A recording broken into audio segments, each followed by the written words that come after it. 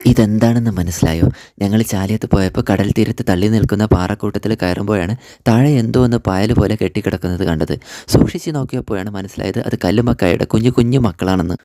പത്തോ നൂറോ അല്ല, പതിനായിരക്കണക്കിന് ലക്ഷക്കണക്കിന് കല്ലുമ്മക്കായുടെ കുഞ്ഞു മക്കളടങ്ങിയിട്ടുള്ള ഒരു കല്ലുമ്മക്കായുടെ താഴ്വര തന്നെയായി മാറിയിട്ടുണ്ട് ഇവിടെ. കണ്ടില്ലേ, കല്ലുമ്മക്കായുടെ നീണ്ട താഴ്വരകൾ കടൽ തീരത്തെ പാറക്കെട്ടിൽ ഒട്ടിപ്പിടിച്ചിരുന്നാണ് ഇവ വളരുന്നത്.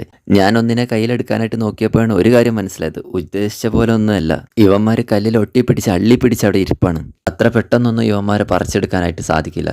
ഇതിൻ്റെ പുറന്തോടിൻ്റെ അടിഭാഗത്തായിട്ട് നാര് പോലുള്ള ഒരു ഭാഗമുണ്ട്. അതുപയോഗിച്ച് കല്ലിൽ ഒട്ടിപ്പിടിച്ച് കിടപ്പാണ് ഇവർ കാണുന്നത് പോലെ ചില്ലറക്കാരൊന്നും അല്ല കേട്ടോ. കടലിലെ മലിനീകരണം വരെ തടയാനും കടൽ വെള്ളം ശുദ്ധീകരിക്കാനും വരെ കഴിവുള്ള മിടുക്കന്മാരാണ് ഇവർ. എന്നാലും ഇവന്മാർ 6 മാസത്തിന് ശേഷം ഇപ്പം ഇത് എവിടുന്ന് പൊന്തി വന്നതെന്നാണ് ഞാൻ ചിന്തിക്കുന്നത്. ഒരു കല്ലുമ്മക്കായുടെ സീസൺ അങ്ങ് കഴിഞ്ഞാൽ പിന്നെ പൊടിക്ക് പോലും ഒരു ജീവനുള്ള കല്ലുമ്മക്കായ ഈ അടുത്തൊന്നും കാണാൻ കഴിയില്ല. പിന്നെ എങ്ങനെയാണ് ഇവിടെ 6 മാസത്തിന് ശേഷം വീണ്ടും പെട്ടെന്നൊരു തീരമാകെ പാറക്കെട്ടിൽ ഇത്രയധികം മുളച്ചു പൊന്തുന്നതാവാം?